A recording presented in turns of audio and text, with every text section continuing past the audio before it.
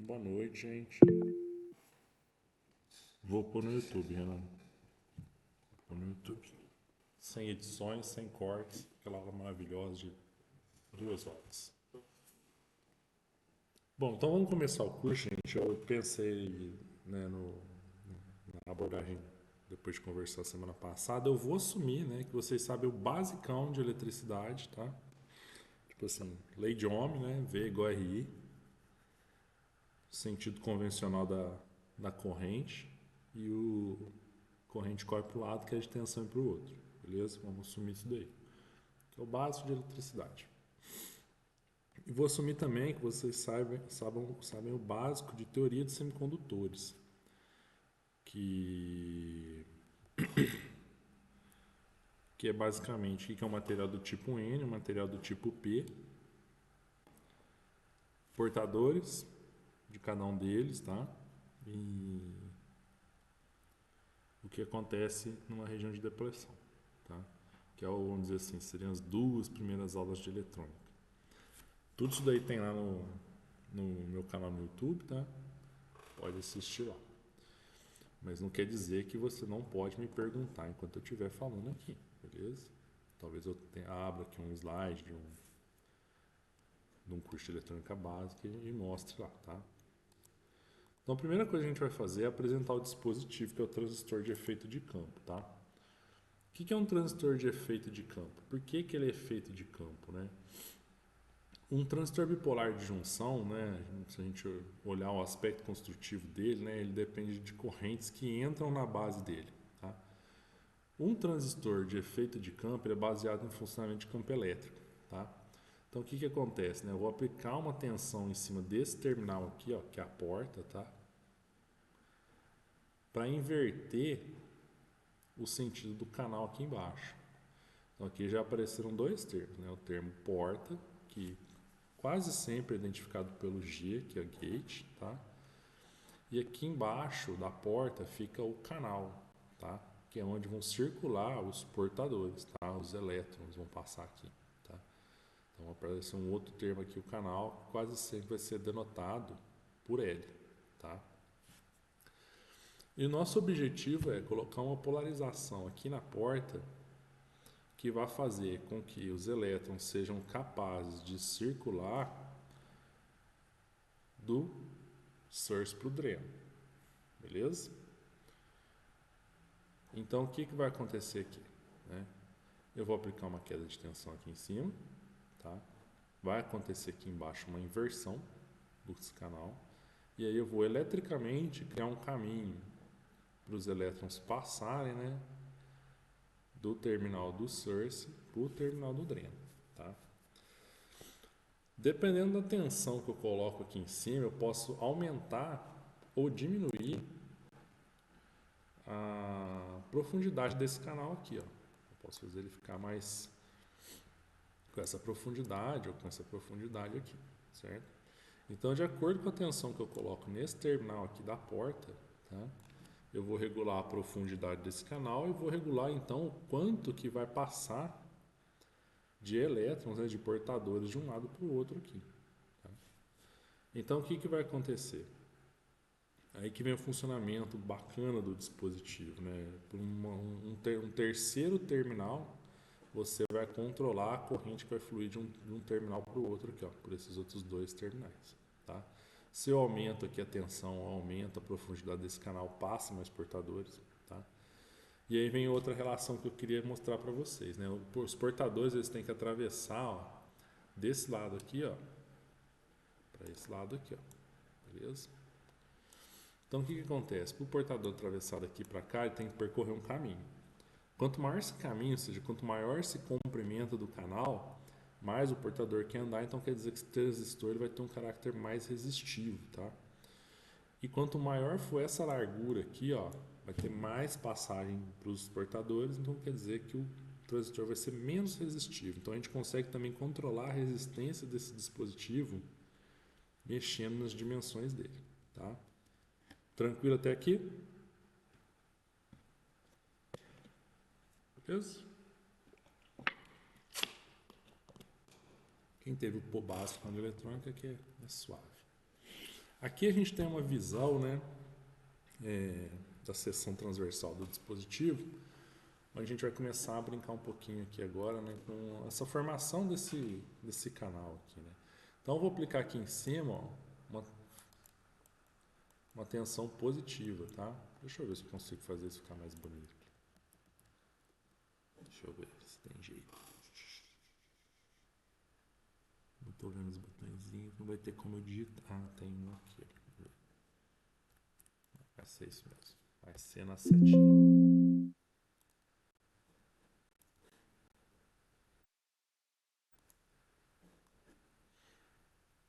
Vou fazer aqui.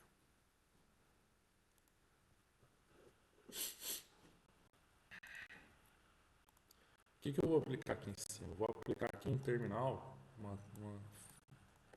Tá difícil, né? Uma tensão positiva, tá, gente? E o que a gente sabe lá do básico, né? Que cargas da mesma polaridade elas se repelem, cargas da mesma de polaridades diferentes se atraem. Então, quando eu coloco aqui em cima cargas positivas, o que vai aparecer aqui embaixo? As cargas negativas. Então, vai ter uma correspondência aqui embaixo, ó, de cargas negativas. Opa. Negativo, bonitinho aqui.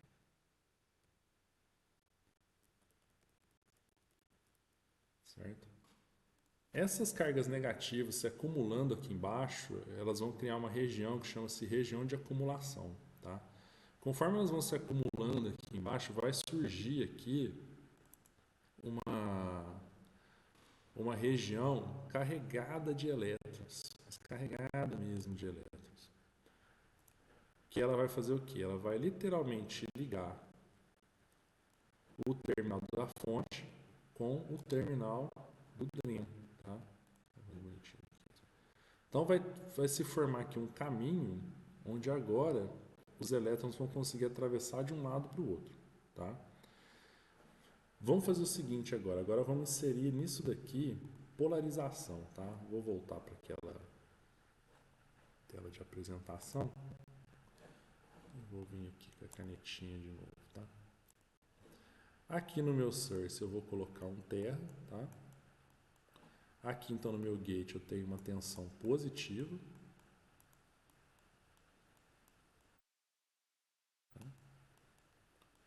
E aqui no meu dreno eu também tenho uma tensão positiva, tá? Quando eu tenho esse cenário aqui, ó, os elétrons que vocês aprenderam lá, né? Lá na química básica, lá, física, química básica, tá?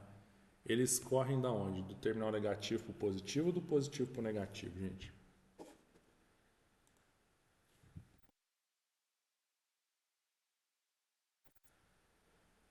Isso aí me assusta ninguém responder, tá? Então, assim, os elétrons eles vão correr do terminal mais negativo para o terminal mais positivo. Eles vão ser atraídos para o lado mais positivo. E acaba que o sentido convencional da corrente vai ser esse aqui, ó. Aqui que vai aparecer a corrente do dreno para o source, tá? O elétron está indo para o lado, o sentido convencional da corrente é para o outro, beleza? Então, basicamente é isso que o dispositivo faz. E quanto mais eu aumento essa queda de tensão aqui, mais essa região aqui ela afunda e mais vai passar de corrente no dispositivo aqui entre o dreno e o source, beleza? Tranquilo até aqui? Pode seguir? Beleza. Então, por que me vem ali, né, transistor de efeito de campo? Porque ele é formado por um metal, um óxido e um semicondutor. Geralmente o metal é essa placa aqui em cima, tá? O óxido, essa camada do meio aqui, ó, que é o que vai separar, né, o metal do canal, e o canal é semicondutor. Essa base aqui de substrato é um cristal do tipo P, onde os portadores majoritários são lacunas, que a gente pode interpretar quase como uma carga positiva, não é uma carga positiva, né? Não chega a ser um íon, né? A gente enxerga ele como positivo, né? E um cristal N, os portadores majoritários são elétrons, então a gente enxerga um como sendo, né, um, um cristal negativo e o outro como sendo um cristal positivo, beleza? Eles são amplamente utilizados na fabricação de circuitos amplificadores, que é essa primeira parte da disciplina, a gente vai estudar essa parte mais analógica do circuito integrado, tá? A vantagem dele é que ele gasta menos energia e podem ser fabricados em dimensões menores que os transistores bipolares de junção, tá? E eles vão ser capazes de substituir resistores em circuitos eletrônicos. Vocês lembraram aquele efeito que eu falei de você aumenta a tensão na porta, diminui a resistência porque a profundidade do canal aumenta, passa mais elétrons? Então isso faz muita diferença. É assim que o dispositivo funciona. De acordo com a tensão que você põe na porta, você consegue controlar a resistência dele. E aí que vem toda a vantagem desse dispositivo. Em termos de circuitos integrados, é muito melhor você fazer um resistor, um transistor que tem uma resistência que você escolheu pela polarização dele, do que você colocar um resistor equivalente. Um resistor ocupa muito mais área, né? Muito menos eficiente, muito mais suscetível à variação de tensão, temperatura e processo de fabricação. Então, assim, é sempre mais vantajoso você substituir tudo por transistor. Quando você abre um circuito analógico, você vai achar um resistor, dois máximo lá dentro, né? O resto é tudo transistor. Tá? Nesse primeiro contexto aqui, né, a gente vai trabalhar com eles na parte analógica, fazer um amplificadorzinho. Tá? E lá na parte digital, que seria, vamos dizer assim, a segunda metade da disciplina, a gente vai usar ele para fazer alguns vamos dizer assim, blocos de circuito digital. Tá?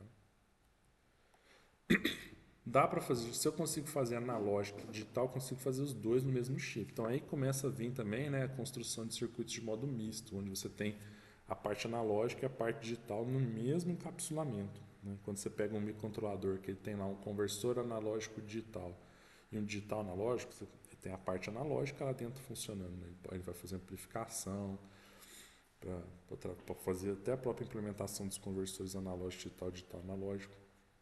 Né? E lá dentro ele também tem a parte do processamento, que pega ali a parte digital, que sai do conversor analógico digital, faz o processamento, né? E devolve lá para o conversor digital analógico para fazer o controle em alguma coisa. Né? Então, que vamos dizer assim, né? Aí a arquitetura lá dentro vai variar, pode ser arquitetura Intel, pode ser arquitetura ARM, PIC, o que for, né? Mas eles vão ser feitos com transistores operando em modo misto, né? Que tem a parte digital e a parte analógica, tá? A maior parte dos projetos utilizando transistores MOSFET são integrados, tá? Em circuitos discretos, o que é a diferença entre... Porque quando a gente fala integrado e discreto, né? Discreto é aquele que você pega a plaquinha na mão, você consegue contar. Ah, tem tantos transistores, né? Tem tantos resistores, tantos capacitores. Um circuito integrado você não consegue contar. O negócio está... No circuito que eu fiz no doutorado, ele era 1,5 mm por 1,5 mm e tinha, acho que, coisa de 6 mil transistores lá dentro. Então, não dá para contar isso. Não tem como você fazer isso, tá? Os efeitos elétricos são os mesmos, vai ter diferença apenas no aspecto construtivo, quando a gente pensa no universo discreto e no universo integrado, tá? No integrado aparece mais coisa, porque à medida que você miniaturiza as coisas, né? Deixa as coisas menorzinhas, né? Elas vão chegando mais perto uma da outra e começa a aparecer efeitos que não existem nos discretos. Mas o comportamento básico dos dois é o mesmo, tá? Então eu já meio que naquele começo da aula já expliquei mais ou menos a estrutura construtiva e agora eu vou começar a formalizar um pouco esse tipo de coisa, né? Qual que é a estrutura básica do dispositivo, né? Primeiro ele vai ser esse daqui, né? Transistor do tipo enriquecimento. Se eu estou dizendo que é enriquecimento, quer dizer o quê? Para eu formar um canal aqui embaixo, eu tenho que enriquecer esse canal com portadores. Existem outros tipos de transistores. Por exemplo, tem alguns transistores que o canal já vem formado de fábrica. Né? São transistores do tipo de depleção. Né? Tem transistores que têm o canal dopado para ficar com uma tensão de threshold menor. Tem transistores que são dopados para ter uma tensão de threshold maior. Tem transistores raro implantados. Então, assim, tem vários aspectos construtivos, mas o básico é esse daqui, é o de enriquecimento. O que quer dizer enriquecimento? Eu preciso enriquecer de portadores a região do canal para que eu possa fazer fluir uma corrente de portadores aqui embaixo do canal. Tá? Nesse caso aqui, é um transistor de enriquecimento do tipo NMOS. O que é NMOS? Quer dizer que os contatos dele aqui, as duas regiões ativas, né, o source e o drain, são de cristal do tipo N, onde sobram elétrons livres. Tá? E ele é fabricado sobre um substrato do tipo P, que é outro material semicondutor, onde eu tenho lacunas, que são o quê? Falta de elétrons na estrutura. Tá? Eu vou recomendar você dar uma lida lá no CEDRA, capítulo 2, e bem no comecinho, em teoria de semicondutores, ele vai te explicar o que é um cristal do tipo P, o que é um cristal do tipo N, o que são elétrons livres e lacunas livres. Né? Isso é chamar de lacunas livres. Tá? Ele tem duas regiões fortemente dopadas, tá? Que é a região do dreno e da fonte. E essa camada de óxido aqui, ó, SiO2, com uma espessura nessa tecnologia que ele usa no livro, de 50 nanômetros, mas isso aqui já é bem menor hoje em dia, tá? Que basicamente SiO2 é vidro, tá, gente? É só um vidrozinho aqui, ó. Que aqui é onde o Shockley erra o experimento, né? Ele, quando ele vai fazer ele tenta fazer o transistor do Lilienfeld, no que eu expliquei na aula passada, né? Ele faz o óxido, põe metal, na hora que ele vai encostar o contato, ele rompe esse óxido aqui, ó, e injeta a corrente direta na base. Só que funcionou, né? Ele descobriu por quê. Né? Então o metal ele é depositado sobre o óxido, tá? E aí a gente vai chamar esse terminal aqui de porta. Eu vou falar porta, vou falar gate ao longo da disciplina o tempo todo, tá? Depende. Mas é a mesma coisa, tá? O importante é que sempre vai aparecer um G. Você nunca vai ver um P aqui, tá? Em cima das regiões ativas eu tenho contatos metálicos, tá? Para fazer a conexão direta aqui. E no fundo, esse dispositivo ele vai ter um quarto terminal. Basicamente eu expliquei só três, né? Que seria aqui o dreno, né? O source e o gate. Mas ele também vai ter aqui, ó, o corpo. Uma biga de uma aranha na minha mesa. Vai ter aqui o corpo dele, o contato do corpo também do substrato. Ao longo do curso eu vou explicar também por que isso daí tá aí, tá?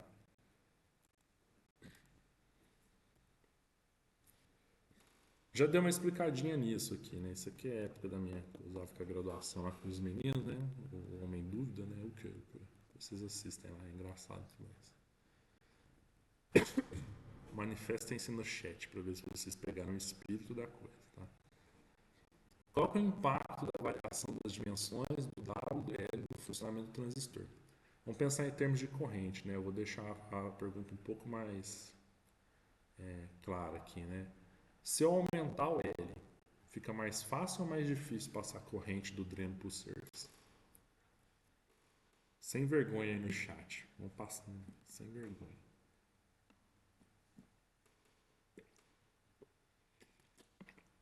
Isso aí, fica mais difícil, porque fica mais longe uma região da outra. Em contrapartida, se eu aumentar o W, fica mais fácil ou mais difícil passar corrente? Fica mais fácil, né? Porque eu vou ter mais espaço para passar. Beleza, gente. Não sei se pegaram o espírito do funcionamento do dispositivo. Porque a partir dali a gente vai derivar a equação a partir do funcionamento. Né? Se a gente tivesse num quadro branco, eu já teria feito metade da equação lá no quadro. Só explicando isso daqui. Se ele estiver sem nenhuma tensão na porta, agora a gente vai começar a aplicar tensões aqui pelo slide, tá? Se ele ficar sem nenhuma tensão na porta, né, ele funciona como dois diodos, né, os anodos para cada de frente um para o outro aqui, né? Então seriam duas regiões reversamente polarizadas, né? O W ali é a largura do transistor, tá? O L é essa dimensão aqui ó, que separa o dreno do source, tá? W é essa outra dimensão aqui, ó, que é o quanto ele é espaçado. Assim. Então quer dizer, ó, o portador tem que passar daqui para cá. Então se você afasta os dois, aumenta o L, fica mais difícil, fica mais longe. Agora se você pega e aumenta para cá esse dispositivo, né, deixa ele mais largo, você dá mais espaço para o portador passar. Então fica mais fácil. Beleza? Diminui a resistência em termos elétricos. Nessa situação aqui de operação sem tensão na porta, o negócio tem uma resistência infinita. Na verdade não existe infinito, né? Mas é 10 a 12 ohms. Corta o fio, uma vez um aluno meu me perguntou na graduação se tinha resistor de giga, né? Eu falei, corta o fio, né? É mais tranquilo, né? Aqui é a mesma coisa, né? Você interrompe o fluxo de portadores, tá? E agora quando a gente aplica, né, uma tensão na porta, aqui já aquele cenário que eu comecei a ilustrar para vocês lá no primeiro slide, né? O que ele fez aqui? Ele aterrou o source, aterrou o drain e aplicou uma tensão positiva aqui em cima do gate, ó. Quando ele faz isso, ó, ele vai induzir um canal tipo, ou seja, ele colocou portadores com uma tensão positiva aqui, portadores negativos se acumularam aqui embaixo e juntaram as duas regiões que são negativas. Então ficou assim negativo, um caminho aqui, ó, que foi induzido, ou seja, foi formado eletricamente, juntando a outra região negativa aqui, ó. Então a partir desse momento eu posso ter o fluxo de corrente passando aqui, ó, do dreno para o source. Tá? Aí a pergunta também aí, pra vocês tentarem se manifestar no chat. Nesse momento aqui, ó, vai ter corrente indo de um lado para o outro? O que vocês acham? Pode dar um joinha para cima, um joinha para baixo, assim. Tá vendo? Aqui já começa a ter um pouco mais de divisão. Ó, todo mundo falando que pode, alguém são falando não pode também. Já começa a ter um pouquinho mais de... Não é mais tão óbvio, né? Então o que aconteceu? Na hora que eu apliquei esse potencial positivo, eu formei o canal. Mas para a corrente fluir de um terminal para o outro, eu preciso ter uma diferença de potencial de um terminal para o outro. Nesse caso, os dois terminais estão o quê? Aterrados. Então não tem diferença de potencial de um terminal para o outro. O caminho está formado, mas ainda não está fluindo corrente. Beleza? Os portadores não estão atravessando, tá? Precisa de uma diferença de potencial. Então a gente só criou eletricamente uma região com portadores do tipo N, formando um canal que liga o terminal da fonte com o dreno, tá? Então por isso ele é dito um transistor de canal do tipo N, tá? O canal induzido ele é chamado de capado de inversão, tá? Por quê? Porque era P, né, antes. Na hora que você aplicou a tensão positiva aqui, ele virou do tipo N, beleza? E existe aqui um mínimo de tensão VGS que você tem que aplicar para formar esse canal, tá? Esse mínimo de tensão VGS que você tem que colocar para formar esse canal é chamado de tensão de threshold, ou seja, tensão de limiar, tá? Então você tem que ter um valor de VGS suficiente para acumular portadores e formar um canal de indução. Por exemplo, se o transistor tem um VTH de 1 volt, se você aplicar meio volt aqui na porta, você não formou, assim, eu não vou entrar em detalhes, vai formar um canal, tá? A gente chama região de inversão fraca, não vou entrar em detalhes nisso, tá? Daria para ficar 6 meses falando desse assunto, né? Mas vamos assumir o seguinte, né? Meu VT é igual a 1, tá? Se eu aplicar um VGS aqui em cima, né, uma tensão na porta de meio, não forma canal. Tá? Apliquei 0,7, não forma canal. Apliquei 1, formou canal. Apliquei 1,5, formei canal e ele está mais profundo. Apliquei 2, formei canal e ele está mais profundo ainda do que quando eu apliquei 1,5 na porta. Tá? Então, primeiro eu tenho que vencer essa tensão de limiar. Tá? Abre aspas agora, tá? O canal ele é formado a partir do momento que eu coloco qualquer tensão. É igual aquele negócio que o pessoal brinca, né? A bolacha venceu hoje, dia 18, eu posso comer ela amanhã? Né?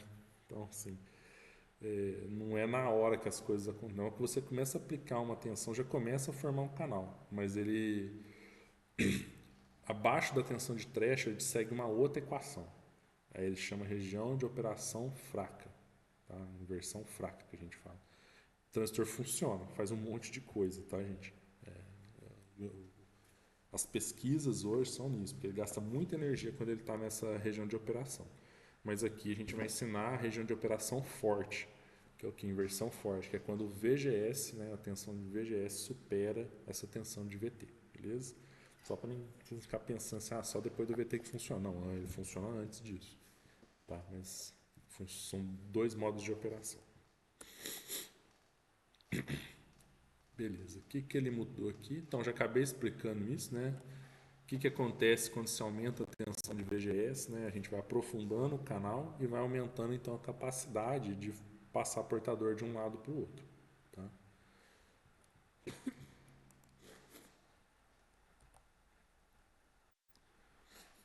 E agora, quando eu apliquei a tensão VGS aqui, formei o canal está aqui embaixo, ó, beleza?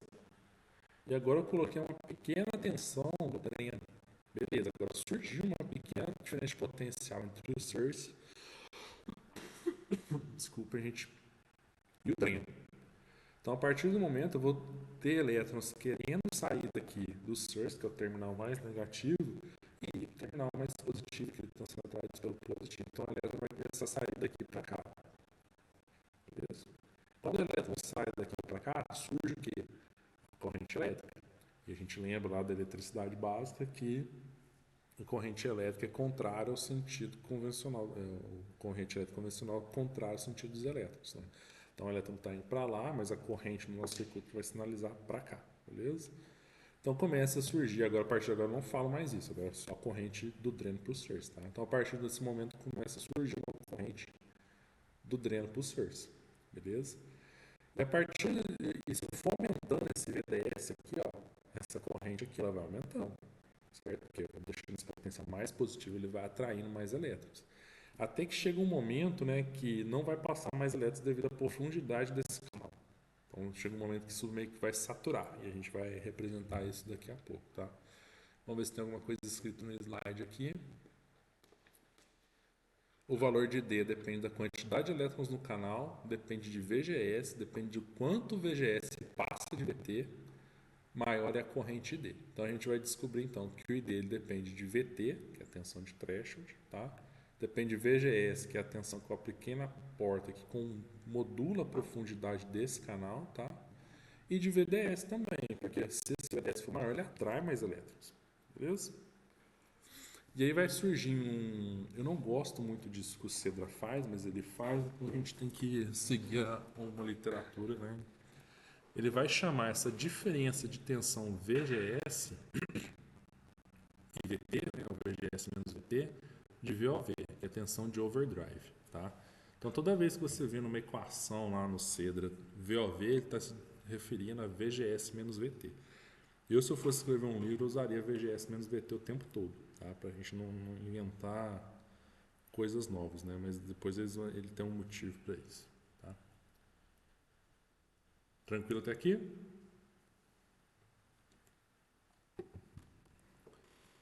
Beleza. Então, o que ele está mostrando aqui? Ó? Ele jogou o VOV para lá da equação. Né? Ele pegou essa equação, tá vendo aqui? Ó? VGS menos VT. Né? O que ele fez? Ele somou VT nos dois lugares. Ele somou VT desse lado, aí corta VT com VT, mais VT de cá. Tá? Vira essa equação aqui. Ó. Mas no fundo, o que ele está querendo mostrar é o quê? É a curva de ID por VDS. Então vamos prestar bem atenção aqui. Ó. O que a curva de ID por VDS me diz? À medida que eu aumento o VGS, ela me diz o que? Ó. Se o meu VGS for menor que VT, eu posso aumentar o meu VDS o quanto eu quiser, que a minha corrente é quanto? Zero. Beleza? Agora o meu VGS é igual a VT mais uma tensão de overdrive que excede VT. O que ele está dizendo aqui? Ó? Que o meu VGS agora é maior que o meu VT. Basicamente é isso que ele está dizendo, tá? Eu tenho um VGS aqui, ó, que é maior que o VT. Então quer dizer que se eu aumento o meu VDS, surge uma corrente proporcional ID. Isso aqui lembra a curva de quê para vocês?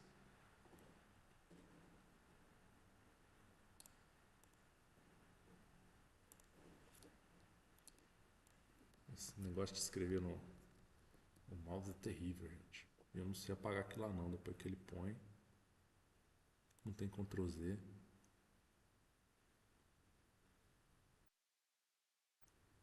Carambola. Fiquei triste.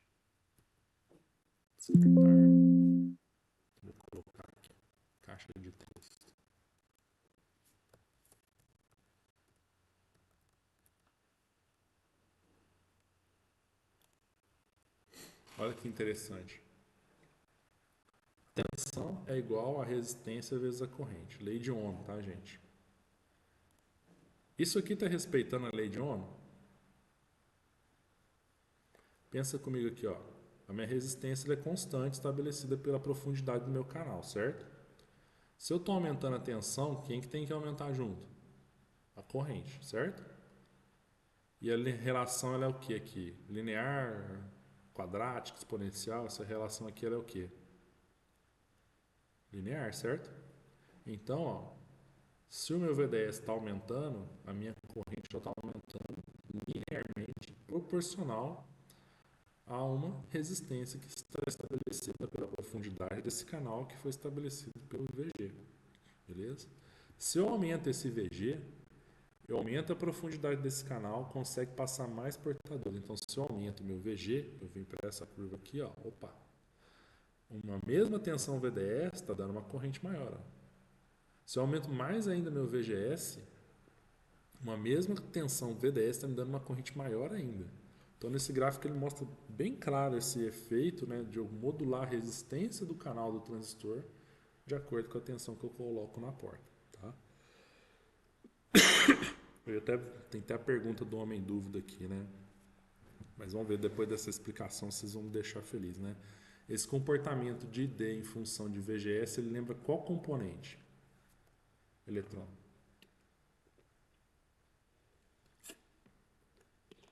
Talvez um potenciômetro, que você tem uma resistência variável, controlada por VGS.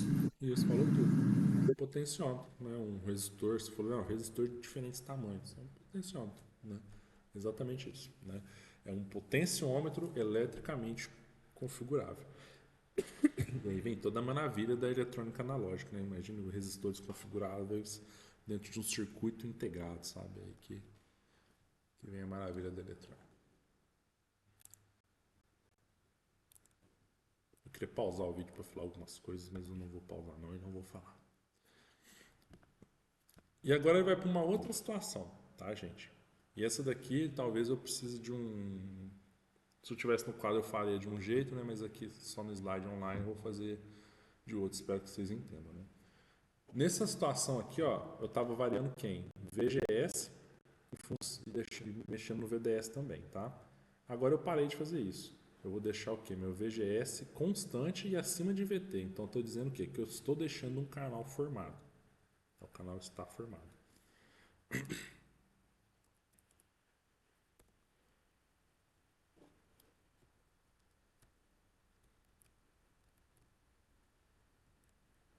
Ah, isso aqui pode ser que funcione.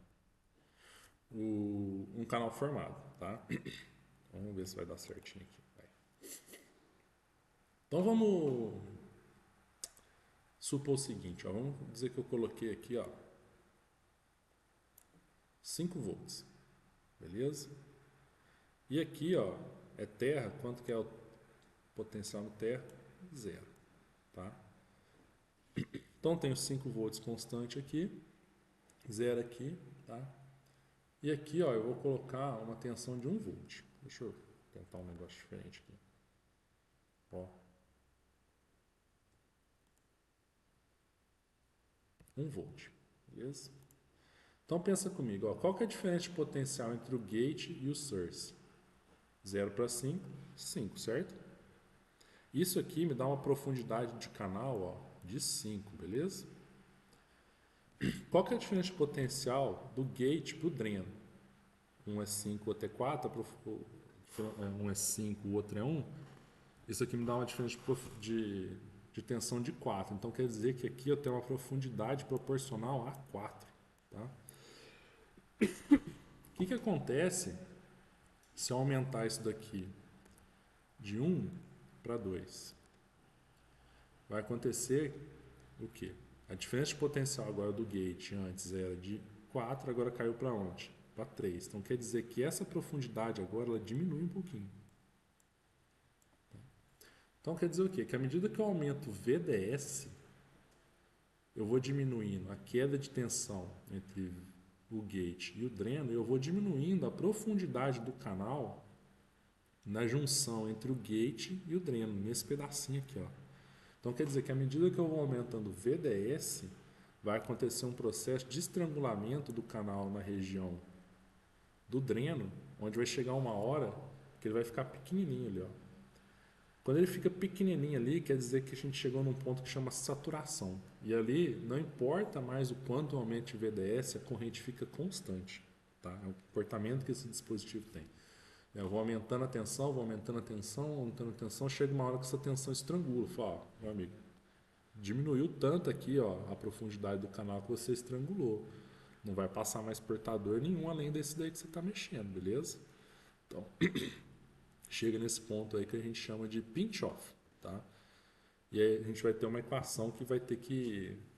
a equação ela vai ter que demonstrar isso daí, tá? A gente já vai chegar nesse ponto aí. Tem uma figura muito bacana, que assim, às vezes é um pouquinho mais difícil de entender, né? Mas vale a pena a gente olhar aqui, né? Se eu tivesse lá no quadro, eu passaria ela direto, mas aqui vale a pena a gente avaliar. Que é aqui, ó, é o canal, ó. O que essa figura está dizendo aqui, ó? Essa tensão aqui, ó, no eixo Y é o VGS, ó, a tensão que está lá na porta, ó.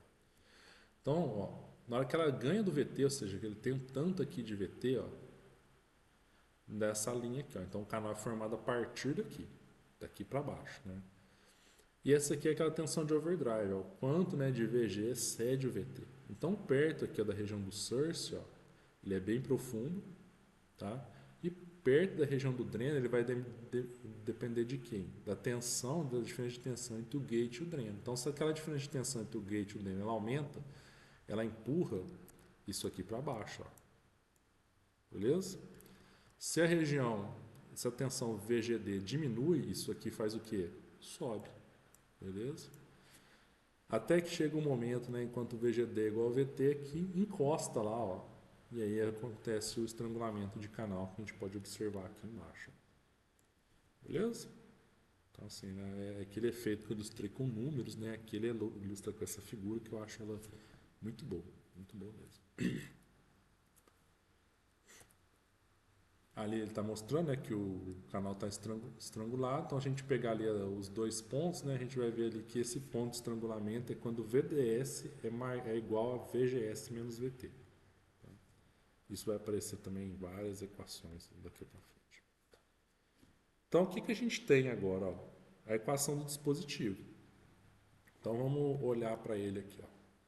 Nessa situação eu tenho aqui, ele não coloca, né, mas aqui nesse ponto, né, o meu VGS, tá, gente? Ele tá constante, tá? Não mexe. Qual que é a única coisa que está mexendo aqui? É o VDS, que está aumentando, tá? E o ID, que é a tensão de dreno source, aqui está usando só dreno, né? Porque o source é zero, vou ter errado. O ID está aumentando em função de quem? VDS. Então, naquele comecinho ali da curva, ó, quando a gente ainda não tem a saturação, ou seja, eu estou aumentando ali o meu VDS, esse canalzinho está diminuindo de tamanho, né? Ele se comporta, né, daquela forma de resistor. Beleza, Rodrigo, não está retinho igual um resistor, não está. Não está mesmo. Porque essa equação aqui no fundo ela é quadrática, tá, gente? Então ela não, daqui a pouco ela vai aparecer, né? Então ela vai ter essa pequena inclinação de parábola aqui, tá? Mas ela mantém aquele efeito que a gente quer, o quê? Que eu estou aumentando o VDS, minha corrente está aumentando quase que linearmente, beleza? Até que eu chego naquele ponto lá, ó, do VGS menos VT ser igual a VDS, tá? Quando eu chego naquele ponto, eu chego na minha região de saturação e não importa mais o quanto que eu vou aumentar a VDS, tá vendo? Meu VDS está aumentando aqui, ó, um montão, né? A minha corrente está ficando o quê? Constante. Beleza? Deu para pegar esse pedaço, gente? Que aqui talvez seja o divisor de águas dessa primeira etapa, entender esse comportamento aqui. Que bom, gente. E aí eles separam, né, só para chamar, né, essa região aqui onde a corrente fica constante depois do VDS superar a VGS menos VT, ele chama de saturação. E essa parte aqui, ó, chama de triodo, tá? Região de triodo. E aí vem as duas equações, tá? Tem que saber de cabeça se você fosse fazer uma prova disso daqui, né? Não tem como, né? E agora vamos observar, ó. Deixa eu fazer o seguinte, já que a gente está nesse ambiente aqui, dá para fazer algumas coisinhas.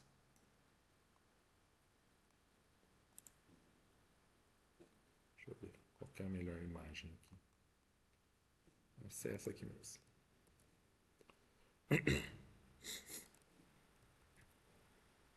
Vamos ver as três coisas juntas, a equação, a curva e o dispositivo. Vou deixar ele pequenininho aqui para não atrapalhar muito. Mas vamos pensar, ó. Ver se a equação faz sentido, né? A minha corrente que vai atravessar do dreno para o source era diretamente proporcional ao meu W, certo? Porque se eu aumento o W, a corrente aumenta. Então, se eu aumentar o W nessa equação, o ID aumenta. Inversamente proporcional ao L, ou seja, se eu aumentar a distância entre o dreno e o source, o que acontece com a minha corrente D? Ela cai. Beleza? Então, isso aparece claramente na equação. Isso depende do quê? Do Kn, tá? Que na verdade é a espessura do óxido, tá? Vezes a mobilidade dos portadores. O que é mobilidade de portador? É a velocidade que o elétron consegue andar ali embaixo do canal, tá? Dependendo da dopagem, ali eles vão andar mais rápido, mais devagar, vai ter mais elétron, menos elétron. Então, assim, isso daqui varia, né, de acordo com aspectos construtivos do transistor. Então, quer dizer que também é proporcional isso daqui. Tá? Então, ele aparece aqui na equação também. Beleza? Então, a gente já viu aqui a parte dos aspectos construtivos do dispositivo, esse cantinho aqui, ó. E agora a gente vai ver a parte dos aspectos de polarização. Olha que doideira, ó. A gente viu que se a gente aplica uma tensão na porta aqui, ó, que excede VT, vai fazer isso daqui funcionar como um resistor controlado por tensão. E olha que doideira, ó. VGS menos VT. O quanto VGS superou VT vai ser um valor aqui em cima que vai ser multiplicado por quem? VDS. Então vamos dizer assim, esse pedaço aqui, ó, seria o inverso da resistência vezes a tensão, que é a lei de Ohm, beleza? E aparece esse componente aqui que dá o decaimento na curva, né, que faz ela ter esse comportamentinho de parábola aqui, ó, que representa o pinch-off começando a acontecer, que é esse menos meio de VDS ao quadrado, beleza? Então essa aqui é a equação do triodo, tá? Se você pegar, né, nessa equação aqui e substituir ela por VGS menos VT, que é esse ponto aqui, ó, do VDS de saturação, que é VOV, VGS menos VT, você vem aqui, ó, onde está VDS aqui, e esse VDS quadrado põe VGS menos VT, você vai cair nessa equação aqui, ó. Então essa equação aqui é igualzinha a essa daqui, só que o VDS é igual a VGS menos VT. É a mesma equação. E a gente diz que é a região da saturação. Olha que interessante isso daqui, ó. Quando a gente olha isso daqui, o que a gente está vendo? Ó? Diz que depois que a gente atinge a saturação, nossa corrente é constante. Ela não depende mais de quem? De VDS, certo? Isso aparece na equação?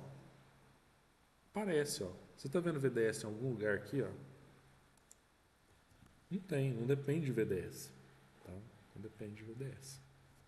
Perfeito? Então a gente conseguiu linkar, né, a parte física do dispositivo, o aspecto construtivo dele e os portadores, né, que é o Kn, W sobre L, e a polarização que está em torno dele, determinando a corrente D. A gente consegue ver isso no dispositivo, consegue ver isso na curva. Tá? Isso é um negócio que eu bato muito na tecla, né, quando eu estou lá com os meninos, né, é a primeira vez que eu dou essa aqui na pós, né? Mas quando eu estou pegando isso aqui lá com os meninos, né, eu bato muito na tecla, que as três coisas têm que andar juntas, né? O dispositivo, a equação e a curva. Né? Você precisa ter as três coisas bem claras na sua cabeça. Né? Bom, na região do triodo, né, o que a gente tem ali? Né? A gente consegue determinar então, né, que é uma resistência aqui que existe, ó, que aqui ele está colocando em termos também de que a resistência é o inverso da condutância. Tá? A resistência, se a gente pegar aquele termo da parte construtiva do dispositivo da polarização, que estabelece, né, a profundidade do canal, que isso que vai estabelecer o nosso resistor, né? Ela vai aparecer tudo aqui, ó, que é a resistência ao inverso, né, da mobilidade dos portadores vezes o óxido, W sobre L, VGS menos VT, que é o quanto, né, da tensão de porta excede a tensão de limiar.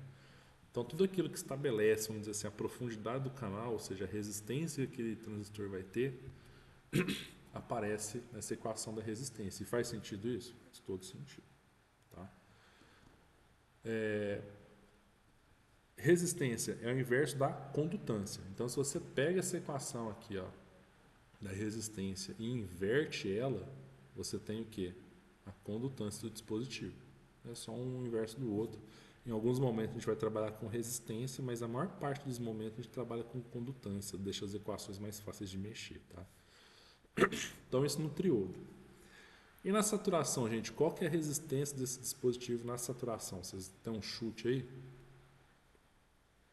Lembrando que o V é igual a RI, então precisa aumentar, né, a tensão para aumentar a corrente. Nesse caso aqui, ó, eu estou aumentando a tensão, a corrente está ficando igual. Meu R vale quanto?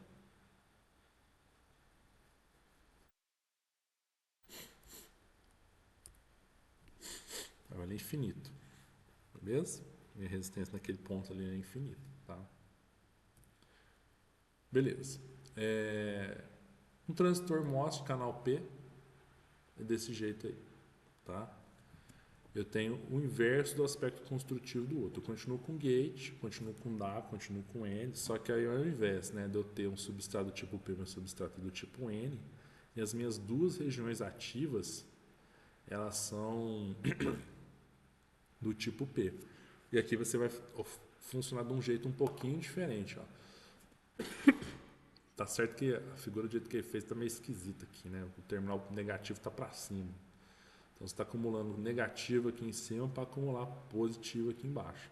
Na verdade, você não acumula positivo, você expulsa os negativos, você fica com uma região mais positiva ali, né? Beleza? E aqui seria o CMOS, né? Que é você conseguir fazer os dois transistores, tanto o transistor do tipo NMOS quanto o transistor do tipo PMOS, no mesmo substrato. Quando a tecnologia surge, os transistores de efeito de campo surgem, você não conseguia fazer os dois transistores no mesmo substrato. Ou seja, geralmente todos os transistores eram do tipo NMOS. Tanto que tem algumas lógicas lá que chama pseudo-NMOS, né? Que você usa NMOS para simular o comportamento de um transistor PMOS. Tem várias coisas que tem lá do começo da tecnologia que o CEDA até mostra. Mas a partir do momento que o pessoal consegue fazer, né, o PMOS junto com o NMOS, eles vão conseguir fazer um inversor no mesmo substrato. E aí, vamos dizer assim, a digital vem junto. Né? Vou falar, Renato.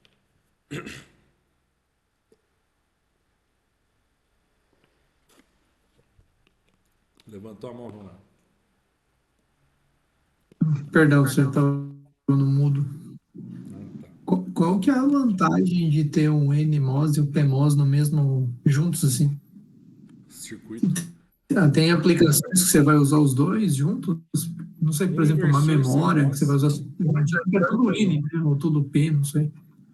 Assim, em termos, vamos dizer assim, analógicos, né, o transistor PMOS ele tem a vantagem de ter mais resistência com uma dimensão menor, porque a mobilidade das lacunas é menor que a dos elétrons. Então, naturalmente, é mais resistente.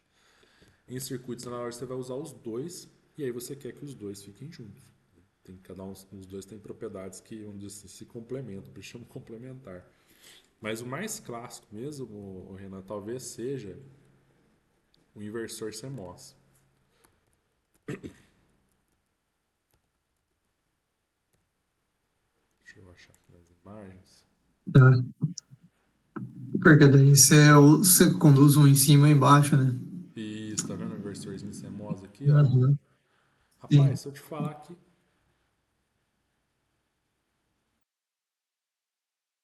Oh, que doideira, cara. Esse aqui é um inversor CMOS, beleza? Então você precisa ter um transistor do tipo P e um transistor do tipo N embaixo. Gente, eu vou visitar esse site aqui.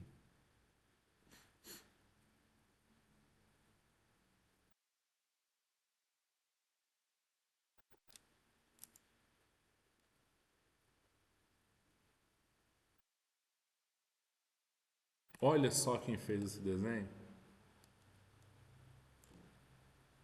Doideira, né, bicho? Vou dar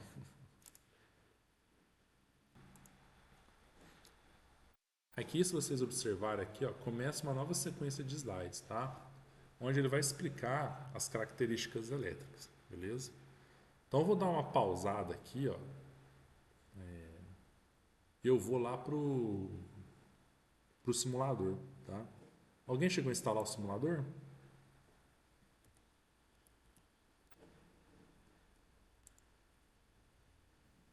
Tô baixando ele agora aqui. Não vai me dar de aluno de graduação não, viu, gente? Aluno de graduação, faltando 2 dias para a prova, ele chega lá, o professor, meu simulador não funciona. Que dia que você instalou hoje? Faz isso comigo não, hein, gente?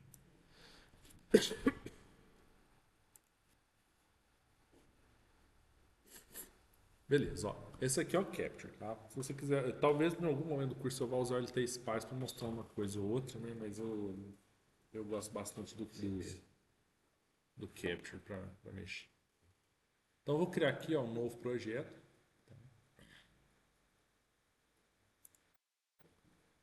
Tem que ser esse aqui, ó, PSpice Analog, tá? Dentro lá da raiz, se possível, tá, gente? Do caminho mais simples possível, tá? Então, eu vou criar uma pasta aqui, ó, PCO 110, só isso.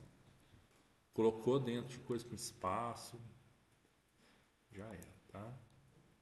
E vou dar um nome aqui, ó, curva do NMOS. Vou criar um projeto em branco. Esse aqui é um software de engenharia profissional, tá, gente? E para quem mexe com engenharia profissional sabe que as coisas travam, dão pau, você tem que começar do zero, tá? Então, não fiquem frustrados quando isso acontecer com vocês. Acontece com todo mundo. Bom, aqui eu vou clicar aqui para adicionar um novo parte. Não é tutorial, tá, gente? O tutorial tem lá no canal lá, né? Só vou pegar rapidinho aqui, ó. Que aí vocês podem perguntar. Vou pegar aqui um transistor do tipo M-Break, ó. Se vocês olharem aqui no cantinho, ó, M-Break, aí tem N3, N3D, N4, a quantidade de terminais, como eles estão conectados, tá? Mas eu sempre uso para aprender esse M-Break aqui, tá? O que é esse breakout aqui? Ó? É a biblioteca de componentes ideais, tá? Você pode pegar e fazer o que você quiser com ele, tá? Se você rodar isso aqui, você vai ver, ó, que aqui tem bibliotecas, vamos pegar aqui para baixo, ó, de diferentes fabricantes, ó. Vai aparecer aqui embaixo, ó, Dataconf, Darton, lá embaixo vai ter Philips, né? Então o que essa ferramenta faz? Eu vou usar um transistor CMOS do modelo. Me fugiu tudo aqui os modelos de NMOS discreto. Não lembro nenhum agora. Que seja um TBJ lá da vida, lá, um BC 541. Você vai vir aqui, vai ter um BC 541 da Philips, com o modelo do transistor da Philips. Ou seja, você consegue simular o transistor que você vai lá e compra fisicamente. E aí, qual que é a grande vantagem disso? Né? O mundo simulado é um mundo barato, né? Que você faz aqui no computador, você erra quantas vezes você quiser, até você conseguir chegar onde você precisa. Né? Por isso que o pessoal investe muito em simulador, investe muito em modelos, né? Porque é muito mais barato você testar aqui enquanto você está mexendo, né? Do que você testar lá com o negócio pronto, sabe? Não tem nem muito sentido isso, tá? Então vamos voltar aqui a achar o transistor. Break.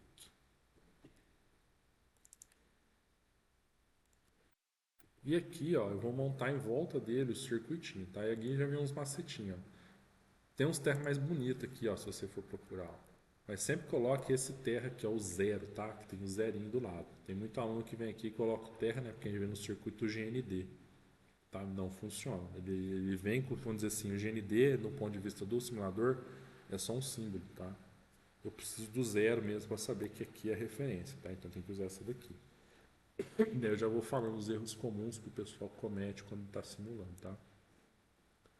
Vou pegar as fontes, descer. Deixa eu ver se eu lembro onde elas ficam, né? Elas ficam aqui também. VDC. Eu vou colocar uma de cá, outra de cá. Beleza. Tem um botãozinho que dá um zoom fit aqui.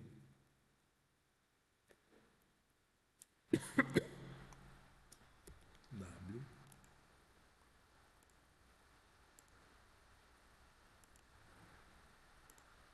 Outra coisa também, quando vocês forem fazer os vídeos, tá, gente? Ó. Você ligou assim, ó. Eu tenho toque, tá, gente? Aqui, ó, você mostra o circuito. Seu circuito tá todo torto, tá com os fios assim, ó. Isso aqui, bicho, na hora que eu bato o olho lá no seu esquemático, né? Eu já fico, velho, como é que esse cara programa, então, né? Porque eles são programadores, né? Então, a maior parte de vocês aqui, né? Meu Deus, né? Imagina o código dele. O Python não vai, né? Porque tem que estar tudo identado na. Brincadeiras à parte, gente, tá montado o circuitinho aqui. Eu vou fazer um negócio que eu não recomendo, mas é didático nesse momento, tá? Que eu vou renomear essas duas fontes aqui, ó, V1, tá? Para ficar mais fácil, eu vou chamar ela de VGS. E eu só vou fazer isso hoje, tá? Pelo amor de Deus. E desse lado aqui, ó, VDS. Por que que eu não recomendo você trocar nome de fonte? Porque na hora que você arrasta, a ferramenta já traz o nome para você, né? Ah, eu vou querer dar um nome. Você vai querer colocar VDS, V underline DS, já vai dar problema. Sabe? Então, assim, para você evitar ter problema, não renomei nada. Né? Estou renomeando aqui por uma questão de didática hoje. Depois vocês vão fazer isso mais. Tá? E agora eu vou editar os parâmetros desse transistor aqui. Tá? Rodrigo, esses negócios vêm da sua cabeça? Basicamente, não. Tá? Eu já mexo com isso aqui, já tem um tempinho razoável, então eu já sei os valores típicos das coisas. Então eu vou colocar uns valores típicos aqui. E. Ah, Rodrigo, eu não entendi por que você pôs isso aí. É valor típico, tá, gente? De mexer muito, eu sei que dá isso. Que ele usa isso. Se você pegar lá no Cedra, ele tem uma tabelinha lá de valores que você pode usar. Tá? Quando a gente for avançando mais nessa questão de modelos, vamos ver eu pegar modelos prontos de outras pessoas para simular, né, de outros fabricantes para simular aqui no lugar que eu vou fazer agora. E aí você vai ver que vai vir os parâmetros lá. Aí é mais ou menos a mesma faixa de valor, tá? Então, quando eu dei o botão direito aqui, não sei se vocês perceberam, né? Edit PSpice Model. Eu vou editar o modelo desse transistor, ou seja, os parâmetros que ele vai usar para calcular. Então, a primeira coisa que eu vou fazer é falar qual que é o level que eu vou usar. Vocês lembram que eu comentei disso lá, né? Foi uma pergunta que o Renan fez na aula passada. Eu vou usar o level 1. Quando eu uso o level 1, eu estou usando o quê? Essa equação aqui, ó. Nem essa aqui. Essa aqui, mas sem essa parte aqui por enquanto. Eu não expliquei. Estou usando essa equação aqui. Beleza? Essa aqui é a equação de level 1. Quais são os parâmetros que eu tenho ali? Ó? Eu tenho KP. E aqui eu vou. Ah, Rodrigo, o transistor é do tipo N. Não, mas o parâmetro chama KP nos dois aqui para efeitos de simulação. Vou colocar aqui que é 340 U, tá? E uma tensão de threshold para a gente não ter muito trabalho, VTO de 1 volt. Rodrigo, de onde você tira esses valores? Tem tabela, tá? Rodrigo, de onde saiu assim, esse KP e de onde saiu o VTO? Isso aqui é do modelo, tá? Se você catar lá no modelo, né, a tensão de threshold é definida pelo parâmetro, não sei nem se é VTO ou VTH, gente, eu vou ter que confirmar daqui a pouco. Na hora que eu der o play, ele vai dar o erro aqui, eu vou saber se é VTO ou VTH. Tá? E vou salvar. O que mais está faltando eu definir aqui agora? W sobre L. 2 cliques no dispositivo, ele vai abrir essa aba aqui, ó. Às vezes ela vem assim, ó. Você clica em pivot, ela fica desse jeito, tá? Tá, o L tá aqui, botão direito, display, name and value, W, tá? Display, name and value. Aí vai aparecer lá no circuito. Eu poderia definir direto aqui? Poderia também. Poderia definir lá no arquivo de modelo? Também poderia, tá? Mas eu recomendo sempre definir ali para não você ver aqui no circuito o que você está usando, tá? E só define num lugar só, para não fazer bagunça no simulador. Vamos colocar um W de 2U e um L de 1U, tá? E a primeira simulação que eu vou fazer é aquela. Eu vou definir uma tensão VGS para estabelecer uma profundidade de canal, tá? E ela tem que ser acima de VT. Eu coloquei VT de quanto? De 1, certo? Então, vou colocar um VGS aqui de 3, tá? E só põe um número, tá, gente? Não põe aquele 3V, 3V de volts, já vai dar confusão também, tá? Esse VDS aqui, eu vou deixar zerado, tá? Porque aí fica mais interessante para a gente entender. Beleza? Então, assim, eu coloquei 3 e vou fazer o quê? Eu vou variar VDS. O que eu estou fazendo é tentar tirar essa curva aqui, ó. Essa aqui, ó. Onde eu tenho um VGS constante e eu vou variar o VDS dela. Beleza? Só que o dispositivo vai fazer o quê? Ele vai saturar, né? Ele vai aparecer o que pra gente? Essa curva aqui, ó. Beleza?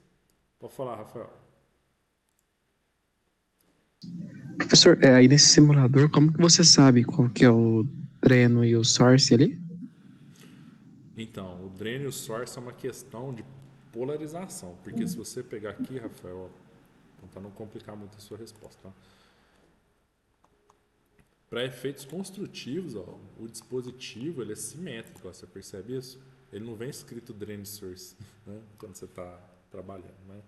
Ele é simétrico. O que diz ser dreno source é a polarização que você aplica. O source é sempre o terminal mais negativo no transistor P, no transistor N, e sempre o terminal mais positivo no transistor P. Tá? Agora, indo direto ao ponto da sua pergunta, tá? Tá vendo aqui que esse transistor tem a perninha para baixo aqui do contato substrato dele? O substrato aponta para o source. Uhum, sim, tá. Beleza? E tem que virar o transistor, se você for usar um P, tem que virar. Uma vez não, várias vezes eu vi isso. O aluno ele arrasta o transistor P, quando ele puxa um break P aqui, ó. Um break P, ó. O terminal do source é esse aqui, ó. Só que ele liga sempre no terminal mais positivo. Então, para ficar mais bonito de trabalhar, né? O transistor tem que estar assim, ó. O substrato para cima. O source do P em cima. A gente fala em cima e embaixo, mas não existe isso. É só uma questão de convenção para simulação do esquemático. Tá? E esse eu tenho certeza que vocês vão cometer e vão falar, uma simulação não está dando certo. Eu vou bater o olho não, porque é difícil achar erro. É igual achar erro em código dos outros, tá, gente? É difícil você ver o erro no circuito das outras pessoas. Né? Demora para aparecer.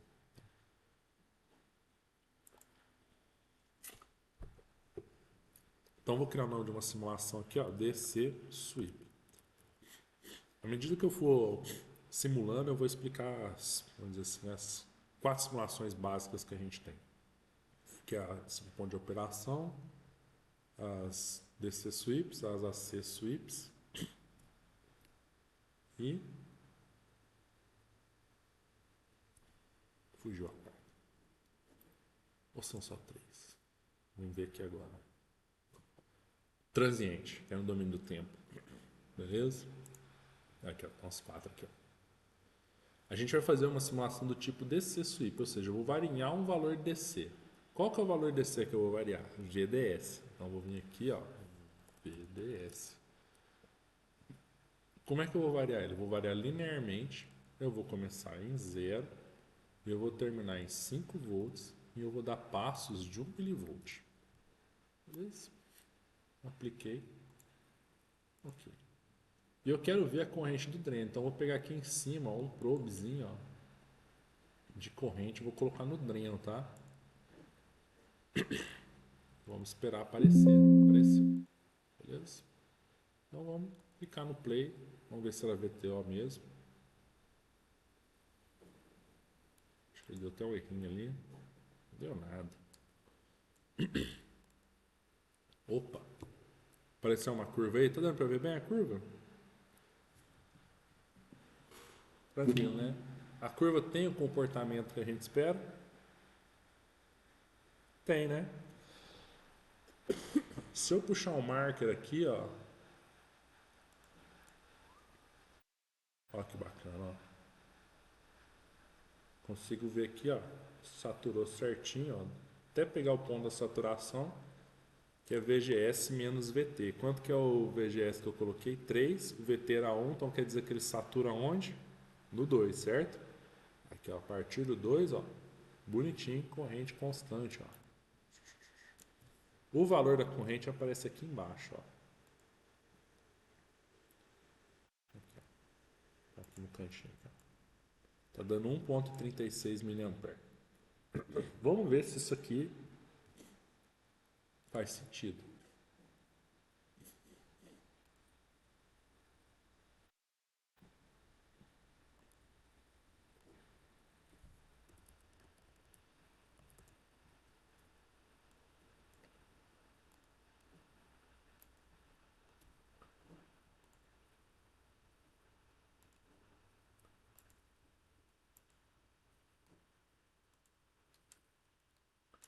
Gente, eu vou entrar aqui, que eu acho que meus scripts estão até salvos já.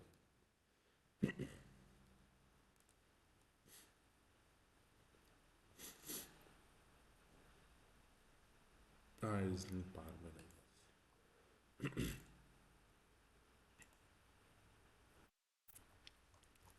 Bom, vocês eu uso bastante isso daqui, né? Mas vamos fazer o seguinte, aqui, eu vou criar um novo.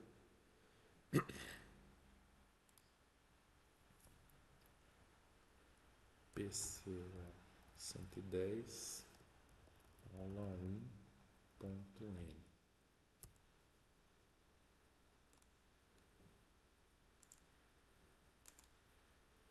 Beleza, está funcionando o Hello World. Então vamos lá, a gente sabe que a equação ED é igual a meio. Essa parte aqui eu peço que vocês fiquem bem atentos à digitação para me corrigir, tá? KP W dividido por L, não gosto de nada maior, KP, aí ó, vezes W dividido por L, que multiplica VGS menos VT ao quadrado. Beleza, e deu o que eu quero saber. Meio, eu já é meio mesmo. KP, eu não lembro quanto que eu coloquei. 340 Ohm. 340 e a menos 6. VGS igual a 3. VT é igual a 1. Quadrado é quadrado. O W está 2U. E o L está 1U.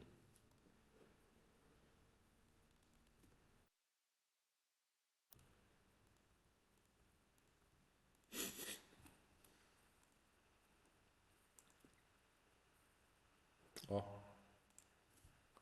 E é menos 6. E é menos 6. Pá.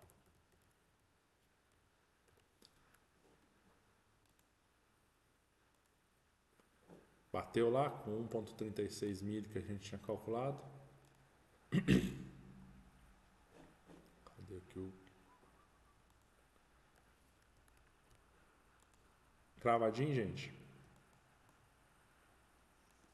Cravadinho, beleza? Olha que coisa curiosa também. Essa outra aqui eu garro para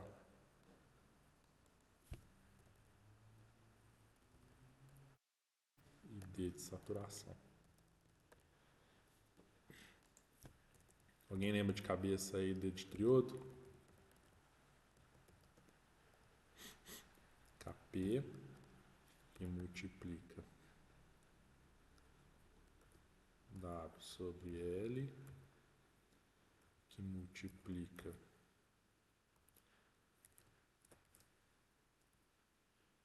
VGS menos VT vezes VDS menos meio que multiplica PDS ao quadrado. VDS igual a 3. Que é o ponto que, né, do V, que ele vai entrar na... A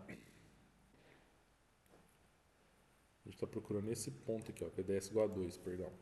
É o ponto que ele entra na saturação.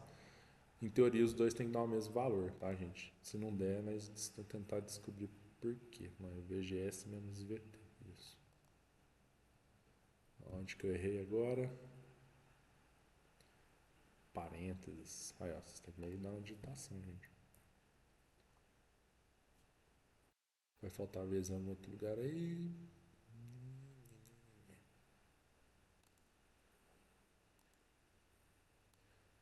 Funcionou, gente? Funcionou. E aí outro exercício interessante é você vir aqui, ó, na curva, ó. Vamos pegar um VDS aqui para trás, aqui, ó, onde está na região de triodo. Vou pegar meio, VDS meio. A corrente tem que dar 599U, 600, né? Ali é erro de leitura, tá? 0,5.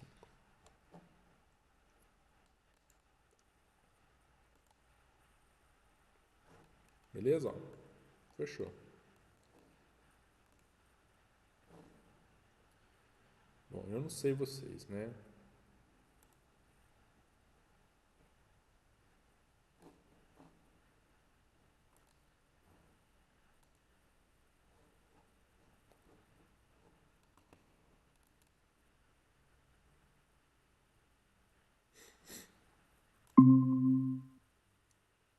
Ó que vergonha, gente.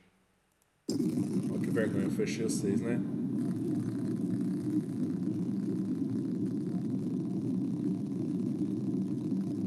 Pessoal.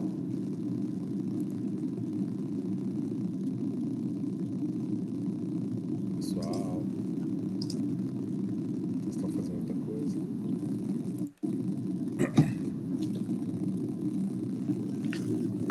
Professor, seu áudio tá meio ruim. Espera aí. Melhorou? Melhorou. Eu fechei a aula, eu saí da sala. Fechou. Que hora que eu saí da sala? Sua internet caiu mostrando o gráfico do simulador. É, bem no ponto de saturação. Quando você mostrou 2 volts, fechou. Beleza. Então, gente, depois disso aí eu dei um tantão de aula aqui, ó. Eu vou dar de novo. Desculpa, gente. Ó, o que aconteceu? Eu entrei no Octave Online, tá, gente? E aí, o que eu fiz? Eu coloquei essas duas equações aqui, ó. Então, eu tinha mostrado esse gráfico para vocês, certo? E eu Sua coloquei tela não está aparecendo, não. Opa, foi mal, então. Quando é caos, né? Depois vocês vão ver no vídeo que eu nem percebi, gente. Tá dando aula normalmente. Tá vendo aí agora, né? Então eu tinha mostrado isso aqui pra vocês, né? Aqui nesse pontinho aqui, né? Então vamos lá, ó. O que eu fiz depois disso? Eu voltei pra aula, ó, e falei, ó, agora a gente vai pegar e colocar no Octave. Eu uso o Octave Online, quem quiser fazer em Python pode. Essas duas equações aqui, ó. Aqui pra cima. Aqui. A do triodo e da saturação, tá? Então eu coloquei ela aqui no Octave com os parâmetros que eu coloquei lá do transistor, tá? Que é o KP de 340U, VTO e as polarizações, tá? Então tá aqui, ó, KP 340, o VGS que eu coloquei lá de 3 o VT de 1, as dimensões do transistor, tá? E aqui está a equação de saturação e aqui a equação do triodo, tá? Então, no VGS e VDS igual a 2, que é esse ponto aqui da curva, ó, a gente viu que tinha que dar 1,36 mA, beleza? Então, vou dar uma olhada aqui, ó. Salvar e rodar. Lá, 1,36 mA. Faz sentido nas duas equações da mesma coisa? Dá, né? O mesmo ponto. Até falei, né? Se você substituir o VGS por VT, você iguala as duas. É a mesma equação. Queria mostrar isso para vocês. É a mesma equação. É a mesma curva, a mesma equação. A de saturação é só uma versão simplificada depois que a gente passa do pinch-off, tá? E outra coisa que eu mostrei, né? Que se eu pegar um ponto aqui, ó. Vamos pegar aqui, ó. VDS igual a meio. 0,5.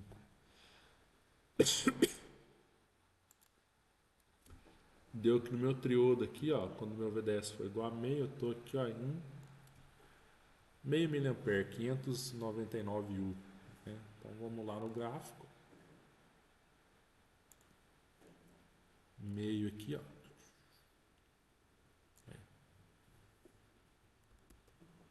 Cravadinho lá, ó. 595 U. Eu não sei, gente. Eu acho isso a parte linda, sabe? Você vê que o negócio bate. Não tem bate. Isso é sensacional.